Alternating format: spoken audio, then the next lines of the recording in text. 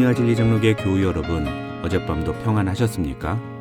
오늘도 우리가 해야 할 행동과 하지 말아야 할 행동을 분별하면서 우리의 연약함을 도우시는 하나님을 의지하고 간구함으로 하나님 앞에 나아가는 하루가 되시기를 주님의 이름으로 축원합니다. 오늘 새벽에 만나보면은 잠언 31장입니다. 잠언 31장 1절로 31절을 제가 읽어드리겠습니다. 르무엘 왕이 말씀한 바 곧 그의 어머니가 그를 훈계한 잠언이라. 내 아들아, 내가 무엇을 말하랴? 내 태에서 난 아들아, 내가 무엇을 말하랴? 서원대로 얻은 아들아, 내가 무엇을 말하랴? 내 힘을 여자들에게 쓰지 말며 왕들을 멸망시키는 일을 행하지 말지어다. 르무엘아, 포도주를 마시는 것이 왕들에게 마땅하지 아니하고 왕들에게 마땅하지 아니하며 독주를 찾는 것이 주권자들에게 마땅하지 않도다. 술을 마시다가 법을 잊어버리고 모든 곤고한 자들의 송사를 굽게 할까 두려우니라. 독주는 죽게 된 자에게, 포도주는 마음에 근심하는 자에게 줄지어다. 그는 마시고 자기의 빈궁한 것을 잊어버리겠고 다시 자기의 고통을 기억하지 아니하리라. 너는 말 못하는 자와 모든 고독한 자의 송사를 위하여 입을 열지니라. 너는 입을 열어 공의로 재판하여 곤고한 자와 궁핍한 자를 신원할지니라. 누가 현숙한 여인을 찾아 얻겠느냐? 그의 값은 진주보다 더하니라. 그런 자의 남편의 마음은 그를 믿나니 산업이 핍절하지 아니하겠으며 그런 자는 살아있는 동안에 그의 남편에게 선을 행하고 악을 행하지 아니하느니라. 그는 양털과 삼을 구하여 부지런히 손으로 일하며 상인의 배와 같아서 먼 데서 양식을 가져오며 밤이 새기 전에 일어나서 자기 집안 사람들에게 음식을 나누어 주며 여종들에게 일을 정하여 맡기며 밭을 살펴보고 사며 자기의 손으로 번 것을 가지고 포도원을 일구며 힘있게 허리를 묶으며 자기의 발을 강하게 하며 자기의 장사가 잘 되는 줄을 깨닫고 밤에 등불을 끄지 아니하며 손으로 손뭉치를 들고 손가락으로 가락을 잡으며 그는 곤고한 자에게 손을 펴며 궁핍한 자를 위하여 손을 내밀며 자기 집 사람들은 다 홍색 옷을 입었으므로 눈이 와도 그는 자기 집 사람들을 위하여 염려하지 아니하며 그는 자기를 위하여 아름다운 이불을 지으며 세마포와 자색 옷을 입으며 그의 남편은 그 땅의 장로들과 함께 성문에 앉으며 사람들의 인정을 받으며 그는 배로 옷을 지어 팔며 띠를 만들어 상인들에게 맡기며 능력과 존귀로 옷을 삼고 후일을 웃으며 입을 열어 지혜를 베풀며 그의 혀로 인애의 법을 말하며 자기의 집안일을 보살피고 게을리 얻은 양식을 먹지 아니하나니 그의 자식들은 일어나 감사하며 그의 남편은 칭찬하기를 덕행 있는 여자가 많으나 그대는 모든 여자보다 뛰어나다 하느니라. 고운 것도 거짓되고 아름다운 것도 헛되나 오직 여호와를 경외하는 여자는 칭찬을 받을 것이라. 그 손의 열매가 그에게로 돌아갈 것이요 그 행한 일로 말미암아 성문에서 칭찬을 받으리라. 드디어 잠언의 마지막 장을 다루게 되었습니다. 어제 다룬 30장과 함께 이 잠언 31장 역시 솔로몬이 아닌 사람이 쓴 지혜의 격언 중 하나입니다. 1절을 보시면 르무엘 왕이 말씀한 바 곧 그의 어머니가 그를 훈계한 잠언이라고 기록되어 있음으로써 이 잠언 31장에 기록된 내용은 르무엘 왕의 어머니가 한 말인 것을 분명하게 선언합니다. 그런데 중요한 건 이 르무엘 왕이 도대체 누구냐 하는 것입니다. 어제 잠시 말씀을 드렸습니다만 이 르무엘 왕은 보통 솔로몬을 가리킨다고 학자들은 말합니다. 다시 말해서 세종대왕의 어릴 적 이름이 이도였던 것처럼 르무엘이라는 이름은 솔로몬 왕의 어린 시절의 이름이라는 겁니다. 그렇다면 이 잠언 31장에 나오는 내용들은 누가 한 말이라고 할 수 있습니까? 바로 솔로몬의 어머니인 밧세바가 한 말이라고 볼 수 있습니다. 그렇다면 왜 이 잠언에서는 솔로몬 왕의 어머니 밧세바가 솔로몬 왕에게 한 훈계라고 하지 않고 르무엘 왕의 어머니가 그를 훈계한 잠언이라고 표현했을까요? 정확한 이유는 알 수 없지만 어떤 학자는 이 훈계는 밧세바가 솔로몬이 어릴 때 했던 훈계임을 암시하는 장치로 그런 표현을 썼다고 설명하기도 합니다. 그러니까 솔로몬이 아직 왕이 되지 않은 어린 시절에 엄마인 밧세바가 솔로몬을 앉혀놓고 늘 잔소리처럼 이야기했던 내용이 바로 오늘 본문의 내용이라는 것입니다. 그런데 이게 참 아이러니한 것은 오늘 본문을 읽다 보면 밧세바가 솔로몬에게 이야기하려는 내용의 핵심은 결국 현숙한 여인, 즉 지혜로운 여인을 아내로 맞이하라는 것입니다. 그런데 정작 솔로몬의 어머니였던 밧세바는 어떤 여자였습니까? 그는 다른 남자와 바람이 나서 아이를 뵌 불륜을 저지른 여자였습니다. 그리고 그 일로 인해서 자신의 남편은 전장에서 죽임을 당했습니다. 한마디로 가정을 파탄낸 여자였습니다. 물론 후에는 다윗의 아내가 되어서 왕비가 되고 또 솔로몬을 낳아서 왕의 어머니가 됩니다. 하지만 그 후에도 밧세바의 모습은 그렇게 지혜로운 모습이 아니었습니다. 열왕기상 2장을 보면 밧세바는 솔로몬과 왕위 계승을 다투었던 아도니아의 개인적인 청원을 솔로몬에게 대신 전달하면서 솔로몬의 진노를 불러일으킨 적이 있습니다. 그 내용을 자세히 말씀드리지는 않겠습니다. 다만 이 장면은 밧세바가 매우 어리석은 판단과 행동을 했음을 보여주는 장면이라고 할 수 있습니다. 그런데 그런 밧세바가 오늘 본문에서 자신의 아들 솔로몬에게 이야기하는 내용이 무엇입니까? 밧세바는 10절부터 31절에서 현숙한 여인의 모습과 그로 인해 남편이 얻게 될 축복이 어떤 것인지에 대해서 이야기합니다. 그러면서 10절에서 누가 현숙한 여인을 찾아 얻겠느냐, 그의 값은 진주보다 더하니라고 말합니다. 다시 말하면 현숙한 여인을 아내로 맞이해라. 조금 더 노골적으로 표현하면 여자 잘 만나라.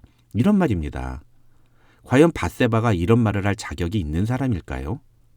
결론부터 말씀을 드리면 인간적인 시각에서 보면 밧세바는 이런 말을 할 자격이 전혀 없다고 볼 수 있습니다.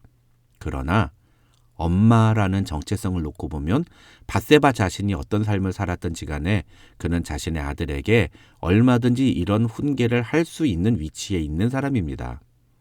평생 도둑질한 아버지라도 자기 자식에게는 도둑질하지 말라고 말할 수 있습니다. 자기 자식만큼은 자기가 걸어온 길을 다시 걷지 않았으면 하는 소망에서 아버지는 아들에게 그런 훈계를 할 수 있다는 것입니다. 오늘 본문에서 밧세바도 그런 관점으로 보아야 한다는 것입니다. 사실 어제 본문이었던 30장과 오늘 본문인 31장은 각각 아버지와 어머니가 아들들에게 인생의 지혜를 전하는 그런 잠언입니다. 그렇다면 30장에 기록된 지혜의 모습들을 그것을 아들들에게 이야기했던 아굴이라는 아버지는 모두 지키며 살았을까요? 절대 그렇지 않았을 겁니다. 아굴도 그렇게 지혜로운 삶을 살지 못했다고 볼 수 있습니다. 하지만 그런 자신의 인생을 돌아보면서 생각해보니 인생에서 지혜로운 삶을 산다는 것이 이런 것이구나 하는 생각이 들었을 것이고 아굴은 그런 생각을 자신의 아들들에게 전했을 것입니다. 오늘 본문인 31장도 마찬가지라는 겁니다.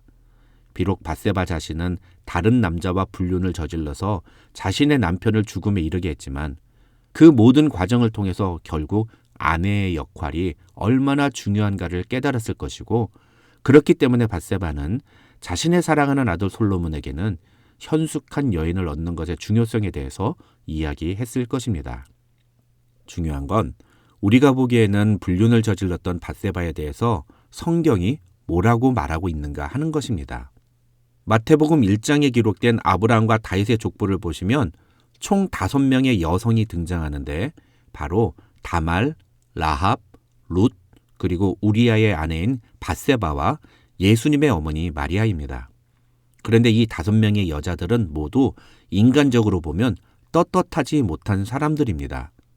우선 다말은 시아버지와의 관계에서 아들을 낳은 근친상간의 죄를 저질렀고 라합은 창녀 출신입니다.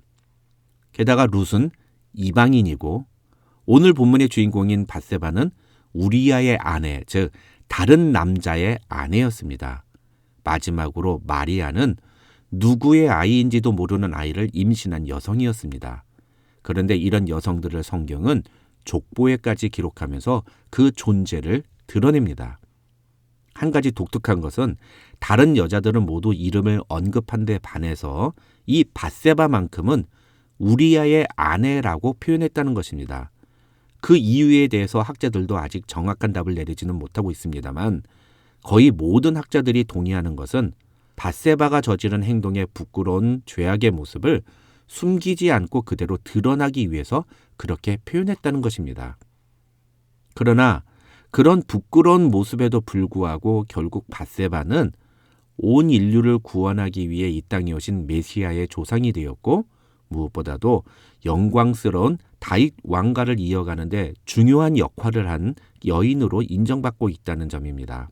이것은 우리의 부끄러움과 부족함 그리고 우리의 죄악이 분명 이 세상에서는 손가락질 당할 만한 일이라고 할 수 있지만 그러나 하나님의 은혜는 그런 것들을 뛰어넘는 인간의 생각과 판단을 초월하여 우리에게 임하는 것이라는 사실을 보여주고 있다고 할 수 있습니다.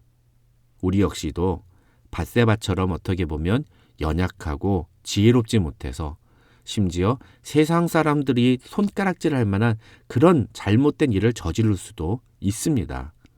분명히 그런 모습들은 잘못된 것이고 하지 말아야 하는, 하지 않는 것이 분명히 옳은 일들입니다.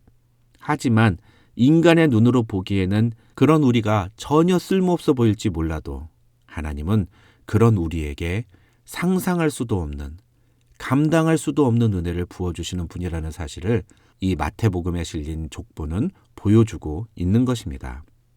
이 잠언 30장에 기록된 내용은 분명 어머니가 이제 곧 한 나라의 왕이 될 사랑하는 아들에게 전해주는 교훈의 메시지입니다. 통치자로서 술을 좋아하지 마라. 그리고 공평하게 판결하는 왕이 되라. 가장 중요한 건 현숙한 여인을 아내로 맞이해라. 지혜로운 아내를 드리는 것은 값비싼 진주를 얻는 것보다 더 유익하다. 이런 내용이 오늘 본문의 내용이라고 할 수 있습니다. 그런데 아이러니하게도 솔로몬은 여자 때문에 망한 대표적인 인물이 됩니다.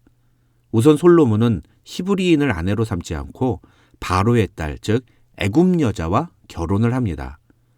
그런데 열왕기상 11장을 보시면 솔로몬은 바로의 딸 이외에도 이방의 많은 여인을 사랑했다고 성경은 말하고 있고 그렇게 해서 1000명이나 되는 아내들과 함께 하나님을 버리는 인생을 맞이하고 맙니다.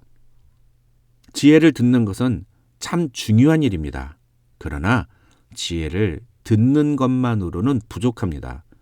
그것을 마음에 지키고 그 지혜를 따라 살아가는 것이 정말 중요합니다. 잠언은 솔로몬이 인생의 마지막 순간에 그런 자신의 잘못을 뉘우치면서 한 말을 모은 책이라고 학자들은 설명합니다. 잠언을 마치면서 과연 우리는 이 지혜의 말씀을 얼마나 실천하며 살고 있는지를 돌아보는 이 아침이 되었으면 좋겠습니다. 야고보서 1장 22절은 너희는 하나님의 말씀을 행하는 자가 되고 듣기만 하여 자신을 속이는 자가 되지 말라고 권면합니다. 오늘 하루도 하나님의 말씀을 듣는 것에 만족하는 것이 아니라 그 말씀대로 하나라도 실천하려고 노력하는 성도들이 되시기를 주님의 이름으로 축원합니다.